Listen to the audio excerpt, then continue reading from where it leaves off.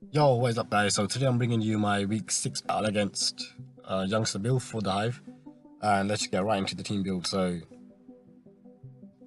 looking at the matchup, we have quite a tough matchup because he has these Pokemon that that have like no real switching, between Tailgo, Manaphy, and Infernape. And Necrozma itself can be very very threatening with his calm mindsets and all that kind of stuff.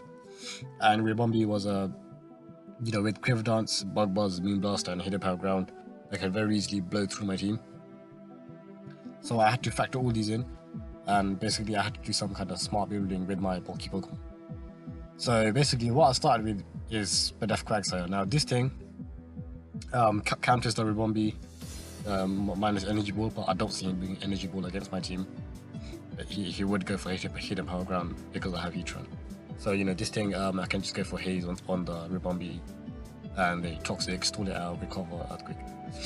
Earthquake hits like Infernape and Stack Attacker and Mega Ampharos, because this thing was my main switching to Mega Ampharos because nothing else really switched in. So yeah, this thing also it helped with some Manaphy sets. So basically those that lack Energy Ball, because against my team you can bring that Surf. You need Surf Ice Beam Energy Ball because you need Ice Beam for Tangrowth and Hydreigon, and you need Energy Ball for Slowking and Quagsire, obviously. But if he was 2 attacks and Z Rain Dance Tail Go, then 2 attacks being Surf and Ice Beam, then this and Slowking can wall that and just phase it out or something. And if it was Energy Ball, then I do have Rindoberry Slowking, and I can just go for Dragon Tail.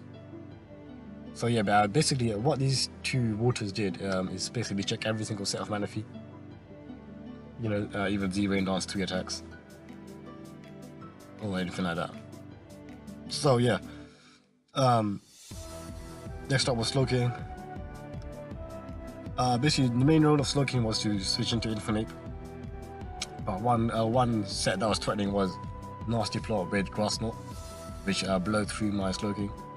Because I could take Thunder Punch well with the physically defensive set, but Grass Knot breaks through my Slowking and Quagsire, and Fire Blast and Focus Blast will vacuum wave piece the rest of my team. So yeah, this set easily beat Infernape, giving me the extra insurance against Manaphy, even with Energy Ball because I have Rindoberry. That's what Rindoberry was for, by the way, for the Grass Knot Infernape. What else did it do? I guess it also helped with Stack Attacker. Between the 2 walls, I have Stack Attacker counted very easily. And I went for Surf over Scald because it was a better role for the 1KO1 Infernape. And I really needed that because Infernape was such a big threat. Now Dragon Tail over something like Ice Beam, because Ice Beam it did hit Mega Ampharos and Decidueye, but I would never stay in on either of these Pokemon, so it really wasn't useful. And Dragon Tail was useful for like phasing out bulky CM Necrozma or Manaphy with Tail Glow or something like that. Toxic was just for anything on timer, including Necrozma, because this thing can just switch into like Calm Mind Necrozma, Toxic, and then just slack off and stall it out, that kind of stuff. So next up was Hydreigon, because at this point, my 2 waters lose to Decidueye, and Crocodile does threaten them as well. And obviously this thing easily beats those 2. With Chopper Berry I can check like Scarf, Superpower, Crocodile, and it gave me the extra insurance against close Infernape, because Infernape was such a threat. If it goes for close combat I live, obviously, and I kill with Earth Power up with the -1 defense. So Dark Pulse was just for the stab. It hits Decidueye, Necrozma. Earth Power was the Infernape, finishes off Stack Attacker, gets more damage on Ampharos Mega, and even what's it called, Garbodor. Toxic was a spammable move. He could switch in Ribombee, so Toxic was just a nice mid-game play. And something like Flamethrower or Flash Cannon, I could use that for Ribombee, but I'm never going to stay in on it. So at best I can just predict, but that's not really helpful, is it? And yeah, Restore just gave me that longevity. I keep Crocodile, that way I know if it does outspeed, I know it's Scarf. And these EVs help me take like close combat better from Infernape, and 2 superpowers from Crocodile once the berry pops. So yeah, so between these three, I have like most of his offensive threats. Well, all of them just covered really. So you know, I just thought it's time to add my own win conditions, my own offense. So I had Megalopony as always. You know, the win condition, the main Pokemon of this whole draft. I just gave it Fake Out, Quick Attack, because this with Fake Out and Quick Attack, dual priority is easier to check.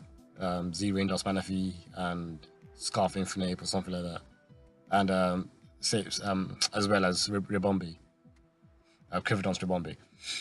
Because Fake Out and Quick Attack, that's like 78 to Ribombi, and you know, if he was, you know, just in case he was eligible for my Quagsire, then this thing, you know, gives me the extra insurance. So I do creep Ribombi by 1 point, resting attack and some bit of HP. I Drain Punch as over High Jump Kick, because you guys already know I'm not comfortable with High Jump Kick. I really am. And Drain Punch still won a KO the Stack Attack and did massive damage to Crocodile as well. Next up was Thunderous, because I really needed Defog. And you know, because he had Spikes, Toxic Spikes, Garbodor, Stealth Rock, Webs, Ribombi, and you know, with those he can easily just get the matchup in his favor. So I really needed Defog, that's why I added Thunderous. And also Thunderous just another decent win condition, you know, outspeed all these offensive threats, and you know, just kill them with Wild Charge, knock off Superpower. Z Superpower basically did more like 52 Mega Ampharos or bulky Mega Ampharos. So, and otherwise that thing would just warn me for days. So having that option was just nice. And obviously Defiant, because well, I could go for Prankster Defog, but I do outspeed like most of his team anyway, and also against Intimidate Crocodile I get the benefit with the Defiant, and I go on +1 attack and probably like, you know, sweep his team or something.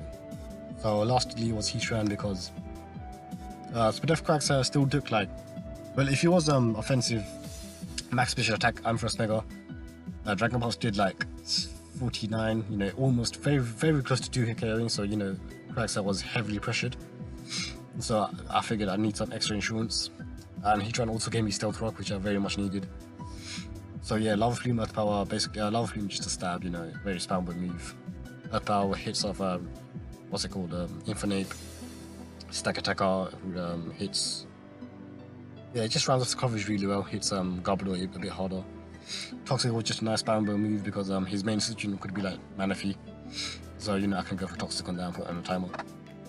And Stealth Rock is just there, so yeah, so I have like most of his offensive threats covered between all my bulky Pokemon, and then these two, Lopunny and Thunderous, are just my win conditions. So that was kind of my game plan. So yeah, let's just get right into the battle. So looking at his team, I was actually surprised to see Garbodor, because you know, really didn't do much against my team. So I guess he really wanted his hazards. Sorry, I got a cough. But yeah, team is kind of what I expected, minus the Necrozma. I expected Necrozma for Megalopony, but he decided to bring no Lopunny checks at all, I guess. So let's get right into it. I need Heatran, because you know, it matches up well against most of his team, and I can, you know, eat hits from most things, and I can just get Stealth Rock up straight away. And you know, if he does lead Bronzong like he does, I can at least prevent Stealth Rock by forcing it out. But yeah, he gets up Stealth Rock on the first turn, because I just go for a safe Lava Plume, because you know, I wanted damage on this thing for like Megalopony if it was physically defensive, and you know, yeah, it's just kind of annoying Pokemon. So I get damage on it. Now I go for the Lava Plume again. You know, it's just a nice safe play. He could switch Manaphy, but you know, I can potentially burn it or just get damage off. Plus I take any hit because I am Spadef, so I could get my Stealth Rock up anyway. So yeah, he decided to sack off the Bronzong. Does not switch anything in. And now he goes to Mega Ampharos. Now I am Spadef, so I'm really not scared of this thing. So I just go right for Earth Power to wear this thing down, because it can be quite annoying to my team. So yeah, I go for Earth Power as he misses Focus Blast. Now I repeat Earth Power again, and he misses Focus Blast again. So you know, these two turns I got very lucky. Definitely made this game a lot easier. At the very least, it helped with my differential. But you know, at the end of the game, I'll see. I will like give my own thoughts on how much I think it mattered, based on how my team was. So yeah, now he decides to keep the Amethyst. I guess he thought he could use it another time, and switches in Manaphy as I go for Earth Power to finish with the Amethyst. I get off 25, and I did calc that, and I found out that it's not bulky Manaphy, it's just, you know, normal offensive. So obviously I switch out here into my Slow King because I want Quagsire healthy. But well, Slow King is my first switch in because if it was Energy Ball, Quagsire just drops, and I need Quagsire for like for Mega Amethyst if he manages to rest or something. And Slow King takes any hit with the Window Berry, you know, because he's not scared of Energy Ball, and I can Dragon Tail out. So he goes for U-turn. Now here, we do find out later that he is Scarf, but I didn't see it at that time, at that point in the battle. I wasn't really assuming. I guess that was kind of an oversight on my part. I should have known his Scarf with the U-turn, because no one runs U-turn Manaphy usually, so U-turn should have given away that he is Scarf. But I don't really pick that up, and he goes back to Amethyst. Now, yeah, so obviously I want my Slow King healthy for Infinite, so I go right back into my Heatran as he goes for Rest. So that's quite annoying because now he's at full health, and you know, I really can't damage it that much with my team. And the reason I don't bring in Quagsire just yet is because I'm not sure if this thing's set, and Dragon Pulse does huge damage. So I just go back to Heatran because it is my most disposable Pokemon, and it does beat this 1v1. So he goes for Rest, and I get my Rocks up because I figured at this point in the battle they'll be very useful. None of his Pokemon have Defog. I don't know if Ribombee gets Defog, but I don't think he'd bring Defog on that anyway. So yeah, Stealth Rock was just a nice mid-ground play there, and it would help me for the rest of the battle. Now he goes for Sleep Talk and hits Focus Blast, rolls and hits. So you know, I guess it's kind of making up for the hacks that I got. Yeah. So now I just decide to Earth Power to get some damage on this thing. I get a crit and a Spadef drop. So very lucky there, because now my next Earth Power kills as he goes to Sleep Drop Dragon Pulse. Unfortunately for him. So we know his set is Dragon Pulse, Focus Blast, Rest, Sleep Talk. But it's not offensive. It's not offensive, that's the key thing. It's not offensive. It's bulky. Now he goes back to Manaphy, I Earth Power. And you know, I'm not gonna do much with the 25% Heatran, especially after Stealth Rock. So I decide to sack it off. As he predicts me to sack it off and goes for U-turn. I mean, he predicts me to switch out and goes for U-turn, but I don't switch out. I just go for another Earth Power. And he goes to Ribombee. And yeah, that takes 22. Now he does reveal Hidden Power Ground to Ribombee as I predicted, and with the Life Orb kills through my Shucker Berry. So obviously the only thing that on my team that outspeeds this is Mega Lopunny, so I go right out to it, and I can just go for a safe return. Something will die. He goes to Garbodor, reveals some defensive Rocky Helmet set. But I2 KO, so I just go for return again. I don't care about the recoil because I don't want him getting any sort of like spikes or T-spikes up.